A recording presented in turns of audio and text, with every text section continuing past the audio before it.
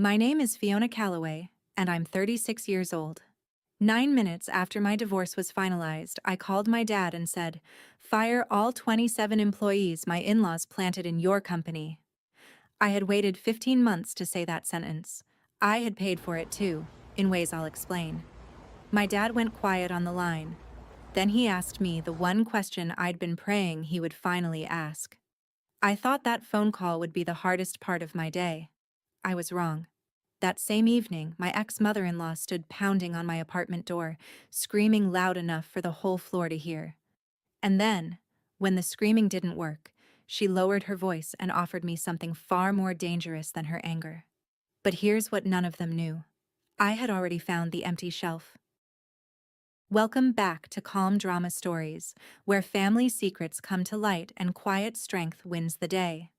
We tell stories about people who stopped keeping the peace and started keeping their dignity. If stories about standing your ground speak to you, drop a comment below and be sure to subscribe, because this one goes places you won't expect. Let me back up, because none of this makes sense without my dad. Raymond Calloway started Calloway Mechanical in 1992 with a used welding rig and a truck that needed prayer to start in winter. By the time I was in high school, the company had a real building in Grove City, Ohio, and the whole place smelled like flux and burnt coffee. I grew up doing homework in the break room.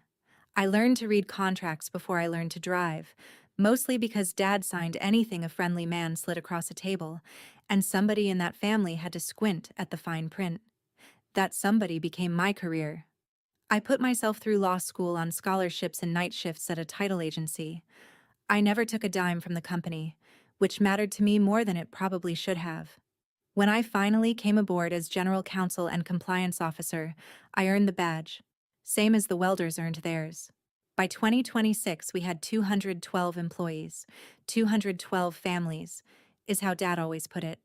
He knew every name, most of the kids' names, and which crew chief was going through a rough patch. My job was quieter. I managed the contracts, flagged the risks, kept the files in color-coded order by year, and generally functioned as the least fun person in every meeting. Dad used to joke that I read warranty cards for pleasure. He wasn't entirely wrong. Here's the thing about being the careful one, though. Everyone loves you when you catch a problem in a vendor's paperwork. They love you a lot less when the problem you catch is sitting at their dinner table. The first Whitmore hire seemed like a favor. I want you to remember that word. I met Grant Whitmore in 2016 at a hospital charity gala his mother chaired. He was 38 now, he was 28 then, and he was the kind of handsome that apologizes for itself, which is the most effective kind. He remembered my coffee order after one date. He asked questions and then actually listened to the answers. When he brought me to the Whitmore house that fall, I understood I was being presented. The way you'd present a business plan. The house was beautiful from the street. Up close, my occupational habits kicked in, and I noticed the window frames were soft with rot under fresh white paint. Old money with no money. I didn't have the phrase yet, but I had the feeling. Susan Whitmore met me at the door wearing pearls at 4 in the afternoon. She was charming in a way that felt like being handled, and she knew the first and last names of every powerful person in the county, plus their wives, plus their children's colleges. Over dinner, she asked what I did, and I said I managed contracts and compliance for my father's mechanical contracting firm. Susan set down her fork, smiled at me like I'd passed a test I didn't know I was taking, and said, "Practical. That's exactly what this family needs." Everyone laughed warmly, and I laughed too, because it sounded like a compliment. It took me 9 years to understand it was a job offer, except I wasn't the one being hired. I was the acquisition. Grant proposed the following spring at a restaurant his mother chose. I said yes with my whole heart, which is the detail I'd change if I could change only one. We married in 2017, 200 guests, most of whom I'd never met. At the reception, Susan stood up with a champagne flute and gave a toast that ended, "Family takes care of family." The room applauded. My dad wiped his eyes. I squeezed Grant's hand and thought I was the luckiest woman in Franklin County. 6 weeks later, Susan called me directly. Not Dad, me. about Grant's cousin Robbie, who was between opportunities and so good with numbers. Purchasing had an opening. I passed the resume along with a note that said family referral, full disclosure, and I felt virtuous for the disclosure part. Robbie interviewed fine, he got hired. I signed the welcome packet myself, because onboarding paperwork ran through compliance, and I remember thinking how nice it was, the two families knitting together like that. I still think about that signature. Not with guilt exactly, with the specific queasiness of a person who watched herself hold the door open and say, "Welcome, we're so glad you're here." Robbie was polite, showed up on time, and did nothing remarkable in either direction, which I later learned is exactly what the first one is supposed to do. The first one is a test balloon. Nobody sends the real cargo on the test balloon. That Christmas, Susan gave my dad a bottle of scotch older than me and told him Callaway Mechanical was the kind of American story her family was proud to be part of now. Dad glowed. I glowed. The scotch, I would eventually calculate, cost roughly 1/1000th of what that sentence was about to make her. I signed the welcome packet myself. I still think about that. Between 2019 and 2021, Callaway Mechanical grew fast. 3 expansions, 2 new municipal contracts, and a hiring push to match. And somewhere in that growth, a pattern started forming that I noticed the way you notice a faint smell in a house you love. A scheduling clerk who was Susan's goddaughter. An accounts payable associate whose mother played tennis with Susan on Tuesdays. An estimator Grant vouched for from his network. Though Grant's network, as far as I could tell, consisted entirely of people his mother had introduced him to. Each resume was thin, but legal. Each interview was fine. Each hire went through Marcy Holt, our new HR director, who had come to us, I should mention, on Susan's glowing recommendation, because our old HR manager retired suddenly with a generous package nobody remembered approving. I raised it once in a leadership meeting. I said the referral concentration was getting high, and we might want a conflict of interest policy with more teeth. Marcy laughed kindly, the way you laugh at a child who's worried about the dark. Fiona reads warranty cards for fun, she said, and the room chuckled, because that was my brand. And my brand made me easy to dismiss. Dad patted my shoulder on the way out. I want to be clear. I didn't shrug and let it go. I wrote a memo. I updated the COI disclosure form. I made every new hire sign it. It felt like doing something, and in a sense it was. Years later, those signed forms would matter enormously. But a form is a seatbelt. It doesn't stop the other driver from aiming at you. By the summer of 2021, I counted 11 hires with Whitmore fingerprints on them. I was about to learn how they'd get to 27. In September 2021, my dad had a heart attack on the shop floor. He was 60 then, and he went down between 2 rows of pipe stock, and a 23-year-old apprentice did chest compressions until the ambulance came. Triple bypass. He lived. I need you to know right away that he lived, but he was out of the building for 8 months, and the building noticed. I spent that fall driving between the hospital in Columbus and the office in Grove City, and I made a choice I still defend. I chose my father's heartbeat over the org chart. While I was choosing it, Dean Whitmore, Grant's younger brother, 34, a man whose previous job title I never did pin down, volunteered to help out temporarily. Temporary became a desk. The desk became a title, Operations Director. Grant, who had joined the company 2 years earlier as a client relations VP that Susan had somehow negotiated into existence over a dinner I wasn't at, started introducing Dean to our municipal contacts. And the hiring, which I'd been watching like a hawk, happened while the hawk was in a cardiac ward holding her mother's hand. 16 more people came aboard in those 8 months. Marcy processed everyone. When Dad finally came back, thinner, slower, allergic to conflict in a way the surgery seemed to have installed, he looked at the new org chart and said it was nice to see so much fresh energy. I looked at the same chart and saw a transplant the body hadn't approved.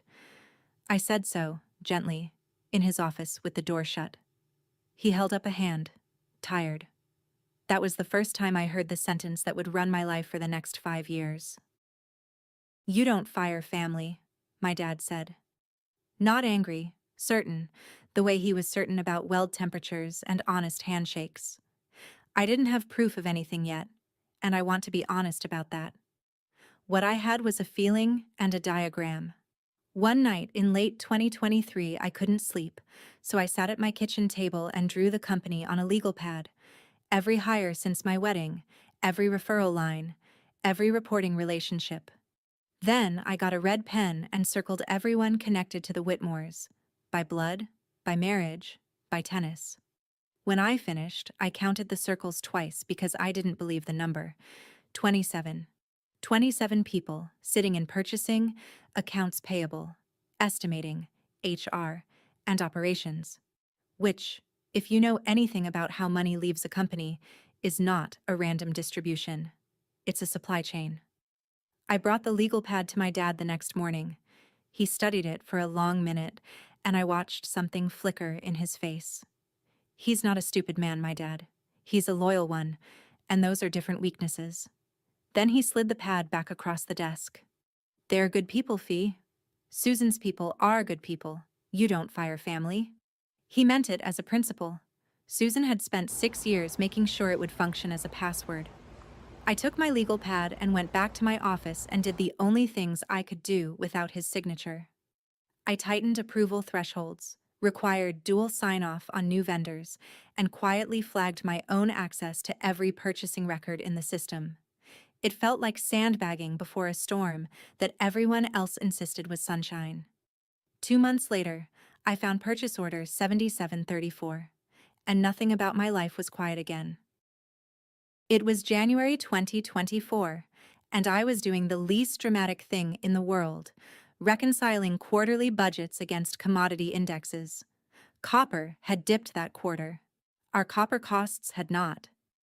I ran the numbers 3 times, then pulled 2 years of invoices from our pipe and fitting supplier, a company called Brightline Supply LLC. We were paying, on average, 22% above market. 22% is not a rounding error.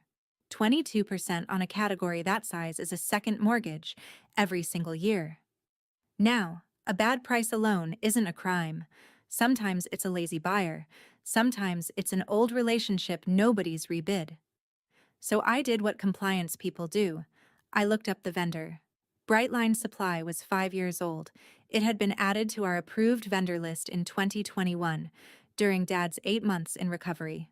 With a single signature, Dean Whitmore's. The company's address was a suite number in a Westerville office park, which for a supposed pipe distributor is a little like a cattle ranch headquartered in a studio apartment. Its listed agent was a name I didn't recognize, Ted Lund, and its website was 3 pages of stock photos, one of which, I kid you not, showed a warehouse with a forklift company's watermark still faintly visible in the corner. I sat with all of that for a long, careful evening. I didn't call anyone. I didn't march into anyone's office. I'd been the girl who cried pattern before, in a leadership meeting, and I'd watched how fast a room full of grown men can turn one woman's diligence into a punchline. This time, I would count every brick before I said the word wall. I started printing invoices. 5 years of them. For 3 weeks, my dining table stopped being a dining table. I laid the invoices out in rows by quarter, taped index cards to the wall, and ate standing at the counter like a raccoon in a nice cardigan. Grant was traveling more that winter. Client relations, allegedly. So mostly it was me, a highlighter, and a growing coldness in my stomach. Here's what the paper said. Brightline's prices crept up in small, polite increments, never enough to trip an audit. Always a hair under the threshold that would have required a second signature.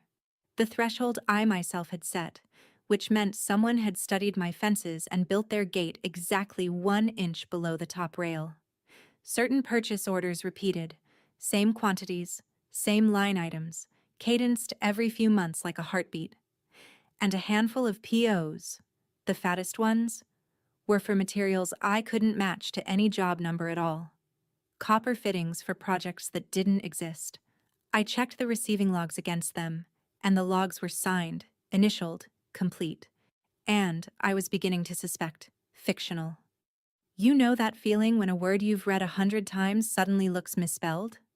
That was my own company's paperwork. Documents I had trusted for years started looking staged, like furniture in a model home. I made myself a rule that January. Verify. Don't assume. For every anomaly, I wrote down the innocent explanation next to the guilty one, and I only kept the ones where innocence required more imagination than guilt. By February, I had a stack of those. The question wasn't whether money was leaking anymore. The question was who was holding the bucket. And I was married into the answer. I asked Grant about Brightline on a Tuesday night. Over a dinner I'd cooked specifically to make the conversation feel unlike an interrogation, which tells you something about the marriage we'd built. I kept it light. Hey, weird one. Do you know anything about Brightline Supply? Their pricing's off, and I can't find much on the company. Grant's fork paused for half a second. If you've never watched a person you love pause for half a second, I don't recommend it. Then he smiled his gala smile and said, Mom knows the owner. It's fine, Fee. They're solid people. Mom knows the owner. It's fine. I said, which owner? Ted Lund? Because the filings are thin and we're overpaying by 6 figures a year. And Grant put down his fork and looked at me with something I'd never seen on his face before. Not guilt. Worse. Patience. The patience of someone who has been waiting for this conversation and rehearsed for it. You do this, he said gently. You take a spreadsheet and you make it a story. Dad's company is fine. Everyone's fine. Can we have one dinner that isn't an audit? We didn't fight. That's the part people never believe. Nobody raised a voice. Nobody left the table.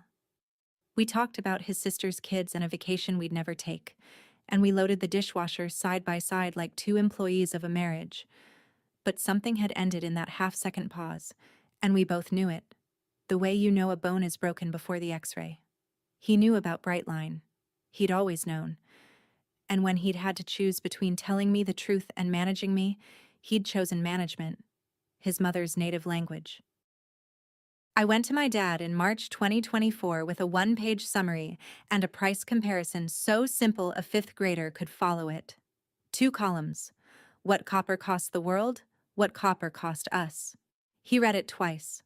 For one glorious minute, I watched my actual father surface, the man who once drove a supplier's rep off the lot for padding a fuel surcharge. Then his jaw set, and he said he'd look into it quietly, and I made the mistake of believing the sentence meant what the words said. Here's what happened instead, and I can timestamp it because it still amazes me. I left his office at 11:40 in the morning.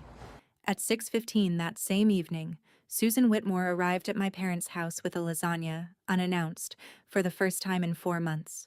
Marcy Holt and my dad's calendar were the only 2 places my meeting existed. You do the math? I did. Over dinner. My mother told me this later, apologizing the whole time. Susan dabbed her eyes and talked about how hard I'd been working, how much pressure I put on myself, how Fiona sees ghosts in numbers because she cares so much. She never mentioned Brightline. She didn't have to. She wasn't rebutting my evidence. She was recategorizing me. From professional to worried daughter, from auditor to stressed wife. It's an elegant move, honestly. You can't fight it head-on because objecting to it proves it. By the weekend, Dad was patting my hand and telling me maybe I should take some time off. The quiet look into it never happened. And that Monday, for the first time in 9 years at my own family's company, I got a meeting invitation from HR with no agenda line. 3 employees had filed complaints about me. The word Marcy used was pattern. She'd learned it from me, I suppose. A pattern of hostile, accusatory behavior creating a difficult work environment. All 3 complainants were on my legal pad list of 27. One of them was a man I had spoken to, in total, twice. Once, about a parking spot. Marcy slid a memo across the table with the practiced sympathy of a woman putting down a family pet. It was suggested, in the passive voice, where all corporate violence lives, that I work remotely for a while, for everyone's comfort, while the complaints were reviewed. I want you to sit with the architecture of this. The immune system I had spent years warning about was now diagnosing me as the infection. My badge still worked, technically. My name was still on the compliance policies, technically, but I was out of the building, and Dean signed for operations, and Marcy ran the reviews, and my dad whose company it was, told me over the phone, exhausted, that maybe some space was healthy while things calmed down. He wasn't a coward. I need you to understand that.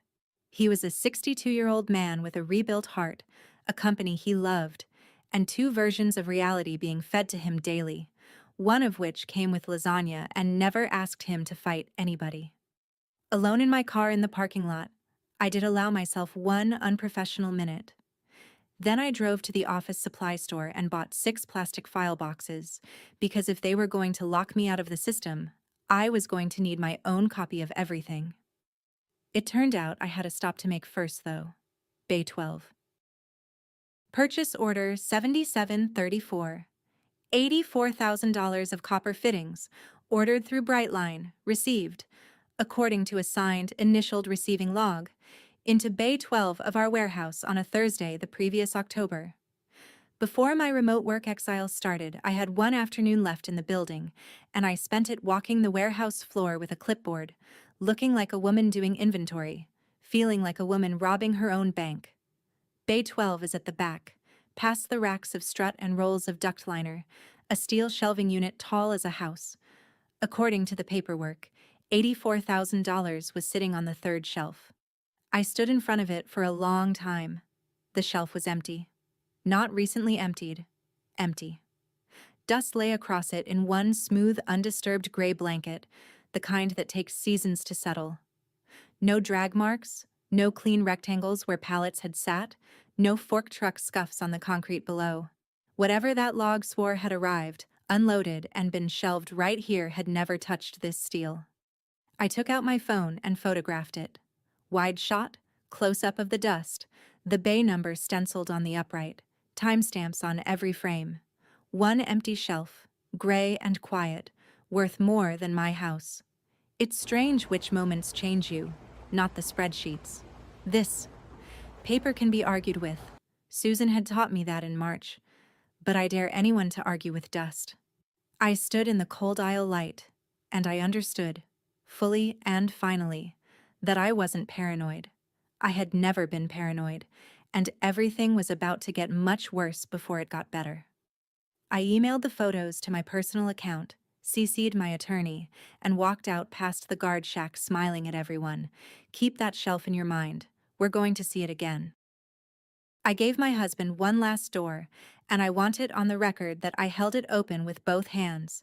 It was a Sunday in early March 2025, almost a year after the lasagna. I put the Bay 12 photos on our kitchen island next to the Brightline summary, and I said, "Stand next to me. We take this to my dad together, you and me, and whatever your family did, you're not part of it as of today." Grant looked at the photos for a long time, and then my husband, the man who remembered my coffee order in 2016, said, "You're asking me to choose against my mother. Family takes care of family fee." There it was. Susan's toast, 9 years later, coming out of her son's mouth like a returned product, and I finally heard the sentence for what it had always been. It was never a promise of shelter. It was a claim of ownership, a definition of family with a ledger where the love should be, and I was on the wrong page of it, and so, though he'd never realize it, was Grant. I heard myself answer with a steadiness that surprised us both, and if you've been with me this far, you know that's not coldness. It's just where I keep my spine. I said, "Okay, just that." I filed for divorce that Thursday, March 13th, 2025, at the Franklin County Courthouse, and the clerk who stamped my petition had kind eyes and a cold and wished me a good weekend. Loss number 1, fully realized, the marriage. It had been gone for a year. Now it had a case number. What I did not know, standing at that counter, was that ending my marriage had just started a chess clock I couldn't see. My divorce attorney's name is Naomi Price. She's 44. She bills like a surgeon and talks like one too, And the first substantive thing she ever did was take away my only weapon. "From this moment until the decree is final," she said, "you touch nothing at that company. No firings, no vendor cancellations, no fraud memos, no dramatic meetings. Nothing." I actually laughed. I had a photo of an empty shelf worth 84 grand and a stack of file boxes in my trunk. I was loaded. She didn't laugh back. "Fiona, listen to me like it's a jury instruction. Grant's attorneys are going to argue the increase in that company's value during your marriage is a marital asset. Your name is on its compliance record. The moment you start firing his relatives and canceling vendors, you're not a whistleblower. You're a vindictive wife, sabotaging the asset to shrink his payout. Every true thing you say after that gets read as strategy. They will bury your evidence inside your motive." I sat there hating her, the specific hate you reserve for people who are right. Everything I did would be true, and none of it would be believed. The plan wasn't just protected by my father's loyalty anymore, it was protected by the divorce itself. Wait, or lose the company by trying to save it. So here is the yardstick I offer anyone who has ever been called crazy for waiting. Sometimes the most aggressive move on the board looks exactly like sitting still. "So what am I allowed to do?" I asked. Naomi smiled for the first time that day, and I understood why people fear her. "Prepare," she said, "quietly, legally, and completely, and when the clock runs out, be already done." The Whitmores dragged the divorce out for 15 months, and at first I read it as spite. 2 continuances, a new attorney halfway through, which reset every schedule, settlement conferences where their side haggled over furniture like we were divorcing over a couch. Fine, I thought. Take your time. Because I was using mine. I hired a forensic accountant named Priya out of Cincinnati and paid her $35,000 from my own savings. The down payment fund for a house I no longer needed to buy, which is either poetry or a tax problem, depending on your mood. Nights and weekends, Cal Dobbs, my dad's controller for 22 years, the first person inside the walls who believed me, walked me through ledger exports he was fully authorized to share and quietly terrified to be sharing anyway. We reconstructed 5 years of Brightline, every invoice, every phantom PO, every receiving log signed by the same tight little initials. Priya's spreadsheet grew a tab, then 9 tabs, then a summary page with a number on it that made even her go quiet on our calls. And buried in my contract files, where it had sat in plain sight the whole time, I reread the Brightline Master Supply Agreement and found the clause that reorganized my entire calendar. Automatic renewal. 5-year term, renewing by itself unless canceled in writing at least 30 days before expiration. I checked the expiration date, then checked it again, and then sat very still at my dining table while the index cards on my wall rearranged themselves into a countdown. Cancel by late June 2026, or the company was locked into Brightline until 2031. 5 more years of bleeding, wrapped and ribboned in my own department's boilerplate. And the divorce, the endless, molasses divorce, was scheduled to finalize in mid-June. Once I saw the renewal date, the whole 15 months looked different, like a photograph developing in reverse. I pulled up the procedural history of my own divorce and mapped it against the contract calendar, date by date. The first continuance had been requested the week after Naomi served our initial disclosures, the week their side learned what I knew. The attorney swap, which reset discovery by 90 days, landed us neatly past a window where I might have pushed for an early settlement. Every delay had shuffled the finish line rightward, closer and closer to one particular stretch of late June, until the math was almost elegant. The decree would land roughly 48 hours before the last legal day to cancel Brightline. 48 hours. They hadn't been stalling the divorce out of spite or greed or even strategy about money. They were running out the clock on a contract. Under the freeze, I couldn't cancel anything while the case was open. And if the case closed 2 days before the deadline, they were betting a newly divorced woman with boxes to unpack and a life to rebuild wouldn't turn around and start a corporate war inside 48 hours. Honestly, reasonable bet. It would work on almost anyone. I called Naomi and told her about the clause, and there was a silence on the line I'd describe as respectful. "Then we don't slip a single day," she said. "And Fiona, they'll expect you tired." I looked at my wall of index cards, at the shelf photo taped in the middle like a keystone, and I felt something I hadn't felt in 2 years. Not dread, schedule. They thought they were running out my clock. They had no idea I'd already synchronized my watch to theirs. Priya's final report arrived in April 2026, 81 pages, spiral-bound because I asked, and it said in accountant language what I'd been saying in wife language for 2 years. Total overcharges and phantom purchases routed through Brightline Supply LLC across 5 years, $1.9 million. 1.9. I read the number standing up, then sat down and read it again. The report traced the money's little journey: Callaway Mechanical to Brightline, Brightline to a management services entity, and the management entity's registered agent was the same name I'd first met on a thin website 2 years earlier: Ted Lund. Except now I knew who Ted Lund was, because Priya's corporate records appendix did what I'd never managed from my kitchen. Theodore Lund, 58, of Shaker Heights, first cousin to Susan Whitmore, listed in her mother's 1989 obituary as a beloved nephew. The owner Mom knew. The solid people. I want to describe what I felt, and it wasn't triumph. Have you ever finally found the source of a smell in your house? Actually found it? Actual thing in an actual wall?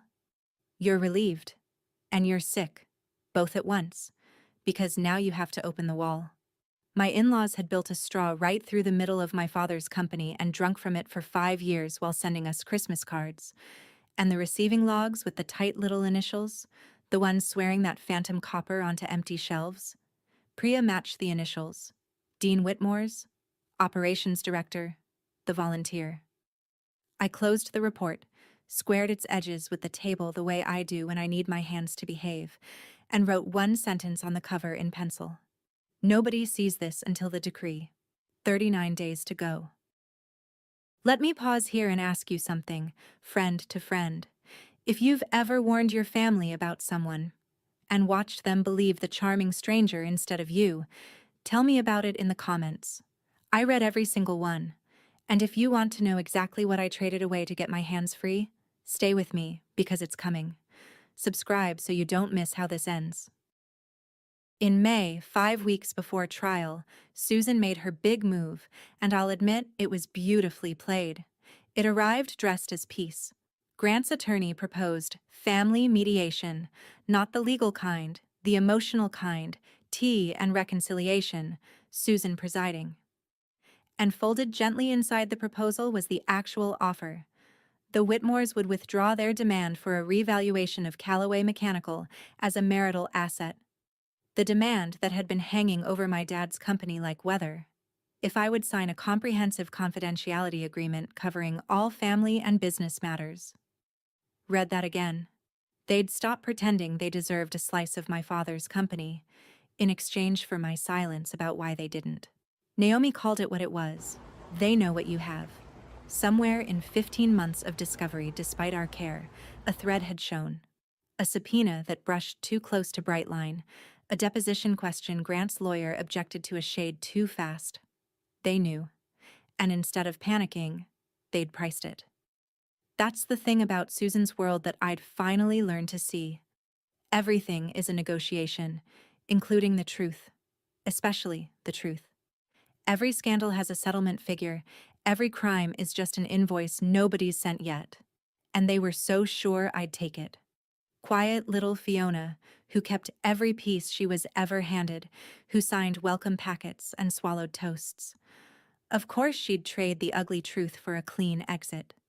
It's what she'd done her whole life. I told Naomi to decline, politely, without a counter. Her reply made me laugh out loud in an empty apartment. Declined. They just learned something about you. Expect them to get louder.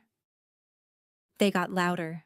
Word reached me through my mother that Susan was telling their circle I'd had some kind of breakdown and was trying to burn down both families on my way out. The county's dinner party circuit ran on her weather system, and the forecast on me was pity with a chance of contempt. That's when I broke my own rule. Half of it.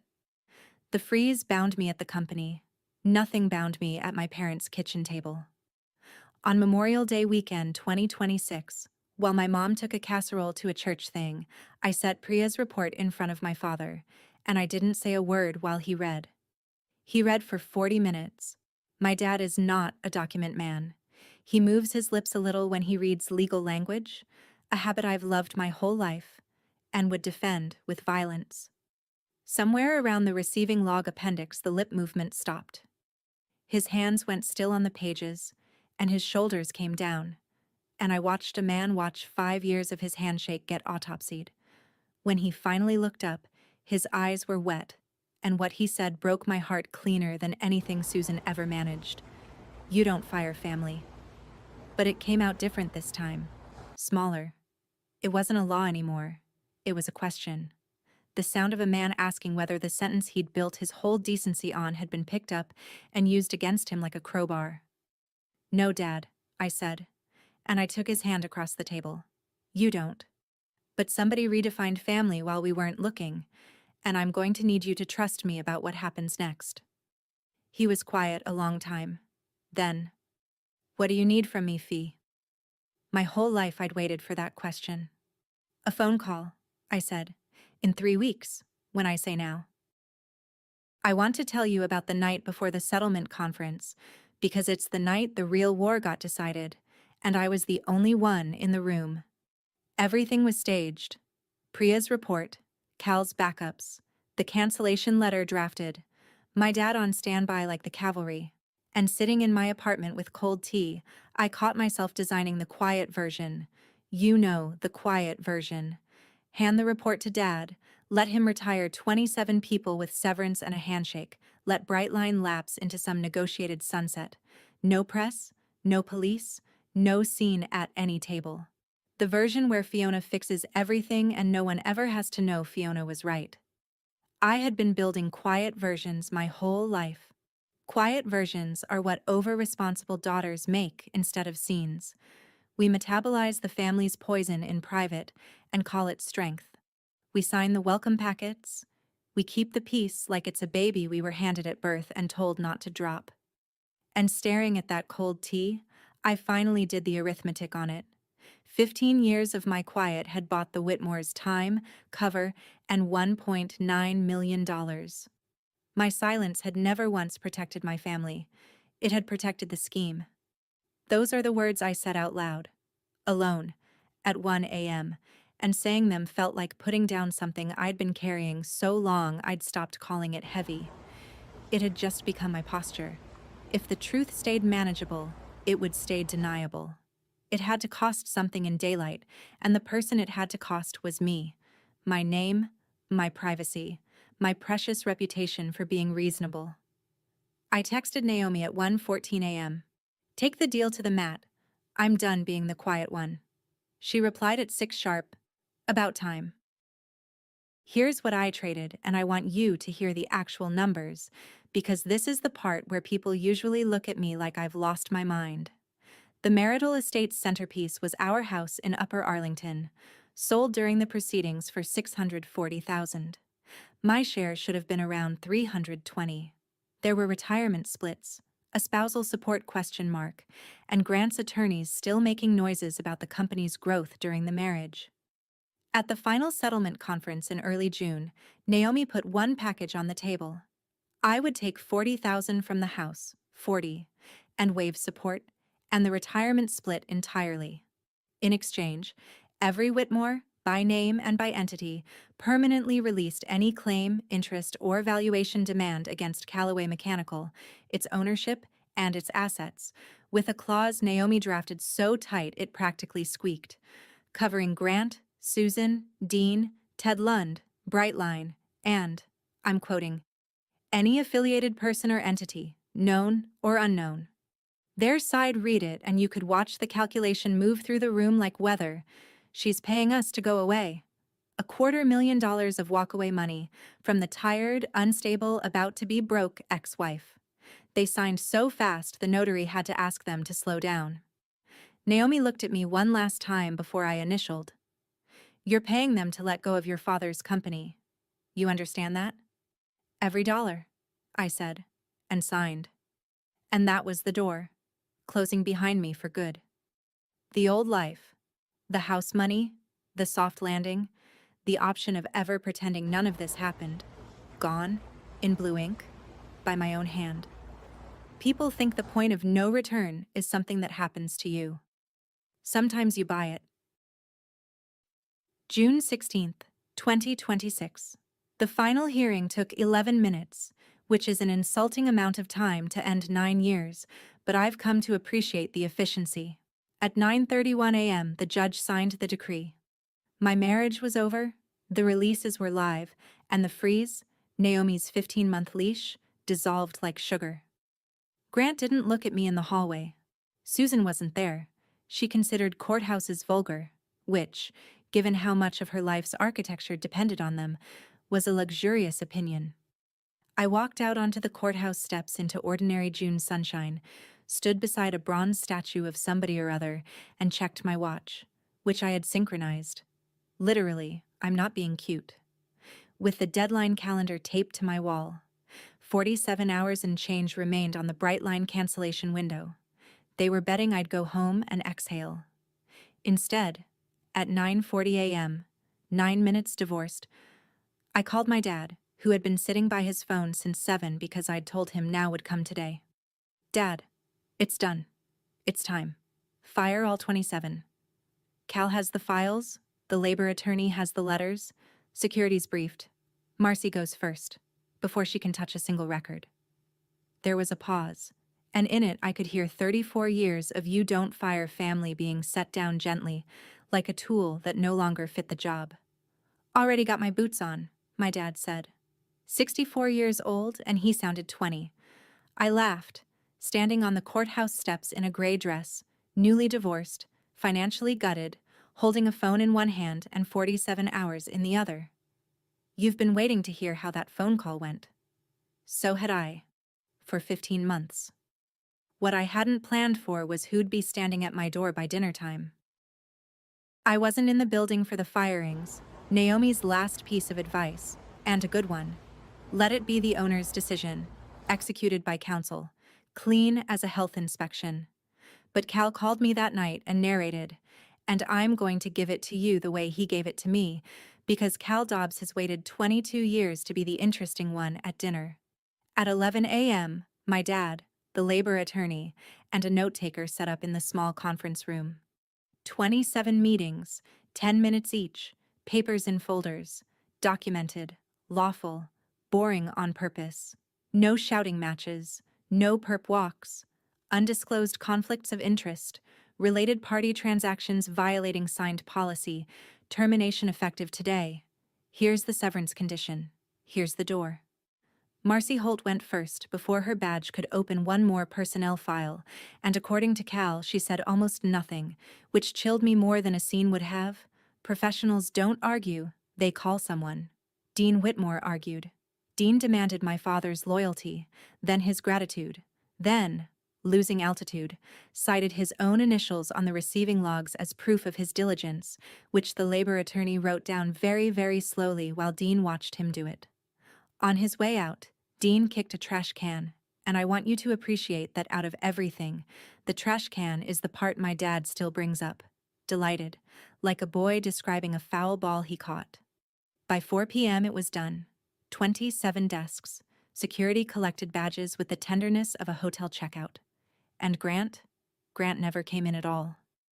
At 4:20, my phone lit up with the only message he'd send me that year. You could have done this quietly. I read it twice, put the phone face down, and said to my empty kitchen, yes, that was the problem. I was still standing there when the knocking started. Hard, flat-handed, urgent. Not the police kind, the family kind. Susan Whitmore had never once visited my apartment. She'd have needed to acknowledge it existed first, and acknowledging it meant acknowledging the divorce, the 14 months I'd been gone from the Upper Arlington house, the whole unraveling of her merger. but my address was in the court papers, and there she was through my peephole at 7 p.m., pearls and a wool coat in June, fist against my door. I opened it because you do not get a scene like this twice in your life. 27 people, Fiona. She came in without being asked, and her voice filled the apartment wall to wall. Ungrateful, unstable, vindictive. 27 innocent people, families, mortgages, Christmas. She actually said Christmas, in June. And what would people say? And had I thought for 1 second about my father's reputation, hauling his own company through the mud like this? I stood by my bookshelf and let it break over me, which was its own strange victory. 2 years earlier, that voice could reorganize my nervous system, and now it was just weather against a window. And then, this is the part I'd have missed at 30, she read the room, recalibrated, and changed instruments. The volume dropped. The chin softened. She sat down on my sofa uninvited, smoothed her coat, and became, in one seamless motion, warm. Fiona, sweetheart, we're all tired. Let me offer you something reasonable. And here it came, the same deal in its evening gown. Bring back the 15 genuinely innocent ones. Her phrase, an admission tucked inside a kindness. 12 guilty by subtraction. Sign mutual confidentiality. Nothing filed, nothing public. And your father keeps his good name, and you keep yours. No one ever needs to know any of it. You're so good at keeping things smooth, dear. It's the best of you. There it was, my whole need, appraised and offered back to me as a compliment, by the one person who'd always seen exactly what I was made of and exactly how to use it.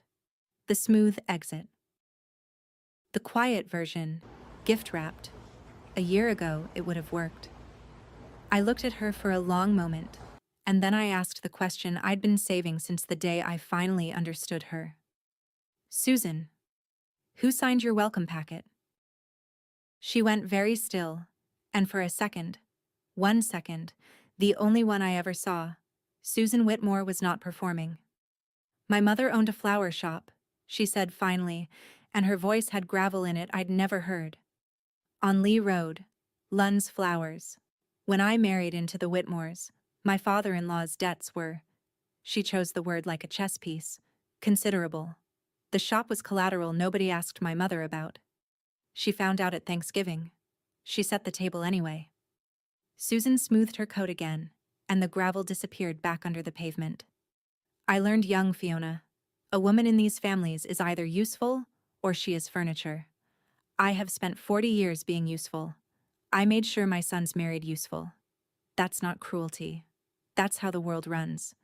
Family takes care of family. And there it was. One last time. The toast. The password. The whole cosmology. Love is a supply chain. Marriage is procurement. Her mother's flower shop billed forward through 4 decades and cashed out of my father's warehouse, and Susan both the collector and, once, long ago, the collateral. I felt the near miss of actual pity. I want to be honest about that. It was there, and it was real. And if she had stopped talking right then, this might be a different story. She did not stop talking. She stood, gathered her coat, and delivered the exit line she'd surely composed in the car. Sign the agreement, dear. Because if this becomes public, the name Calloway will be a punchline at every table from here to Cleveland. And your father's heart, God forbid, with all that stress. Think about what you're choosing. Then she let herself out, quietly, a woman confident the math would do her work for her. I stood in my kitchen a long time. Then I took out my phone and confirmed the 8 a.m. meeting for the next morning. The one she didn't know about. 38 hours left on the clock. The conference room on the second floor of Callaway Mechanical holds 12 people and has never once needed to. At 8 a.m. on June 17th, it held 2 representatives from our bonding company, 3 executives from the Hargrove Group, the healthcare construction client worth 30% of our revenue, my father, Cal, and me. Naomi had walked me through my options one last time the night before, and I want you to see the fork in the road exactly as I saw it. Because this meeting was not required. No law compelled it. We could have canceled Brightline with a quiet certified letter, managed the terminations as a private restructuring, and let the whole thing decompose in the dark. Susan's version, minus Susan. My version, actually. The version of me who had kept every secret she was ever handed. Instead, I stood up in front of the two audiences with the power to hurt us most. The company that bonds our projects and the client that feeds us. And I turned on the projector. First slide, a photograph of an empty steel shelf, dust-like gray felt, bay number stenciled on the upright. This shelf, I said, is where $84,000 of copper was signed for. It was never there. I took this photo more than 2 years ago, and today I can finally tell you why I had to wait. I gave them all of it, calm as a weather report, bright line, the 1.9 million, the 27 terminations, the initials on the logs, the referral to a fraud attorney whose engagement letter my dad had signed at 7:15 that morning. Then I picked up the cancellation letter, and with 24 hours left on the auto-renewal clock, I signed it at the head of the table and handed it to Cal for certified mail. Return receipt requested. The Hargrove executives asked hard questions for an hour, the bonding reps asked harder ones, and at the end, exactly as Naomi had predicted, Hargrove's senior VP closed his folder and said the sentence that cost us. We're pausing the Meridian expansion pending our own review. 90 days. $1.4 million in revenue, breathing on a ventilator, because I'd chosen to say fraud out loud in a room instead of whispering severance in a hallway. My dad flinched. I didn't. And it's not because it didn't hurt. It's because I'd already paid this bill once at 1 a.m. with cold tea, and I knew the exchange rate. Word travels in a county like ours, and Susan's forecast came true within the week. The paper ran it as an ugly divorce spilling into a family business. My name right in the lead, vindictive available between every line. She got that part right. She just priced the wrong thing. You're right, Susan, I said to nobody, folding the newspaper. Family takes care of family. That's exactly what I'm doing. Here's the 90-day accounting and then the 5-month one. Hargrove came back.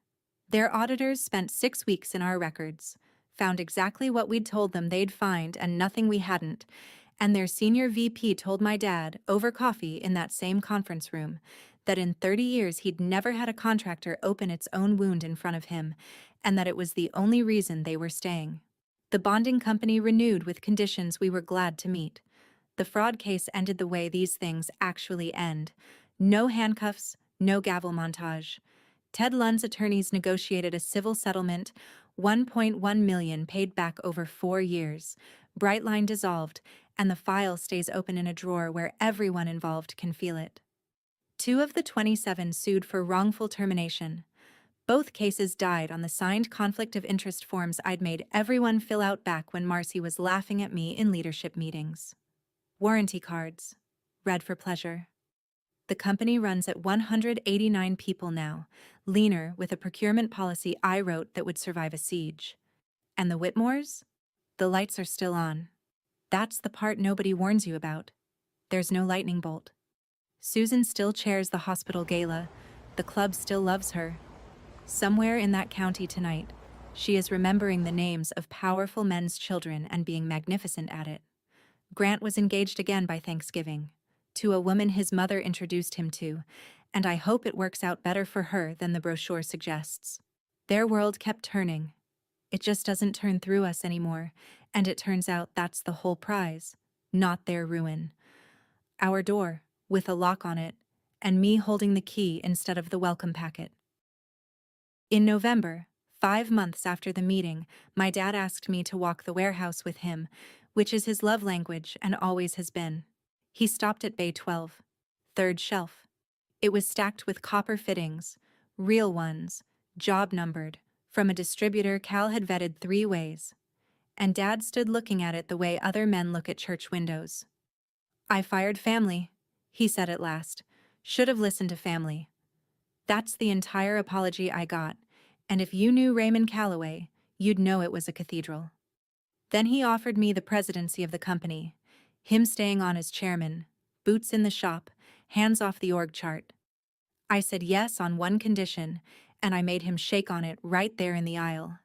Every hire from now on goes through a 3-person panel, no exceptions, no matter whose last name it carries, including Calloway, especially Calloway. He laughed. Then he saw I meant it, and he shook my hand like a man signing something. At the company picnic that fall, I wore my new badge for the first time. Fiona Calloway, president. A welder's kid, standing next to a shelf you could finally trust, wearing her own name, the one I was born with, the one nobody planted, the one I'd finally stopped apologizing for reading the fine print with. If there's one thing I'd carve over every family's door, it's this.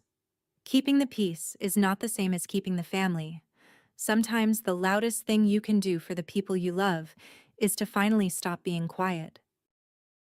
The empty shelf in Bay 12. A welcome packet I signed myself. 9 minutes after a judge's stamp. That's my story. Now tell me yours. What boundary do you wish you'd drawn sooner? Put it in the comments. I read every single one. And if this story stayed with you, subscribe to Calm Drama Stories, because next week's goes even deeper. Take care of yourself.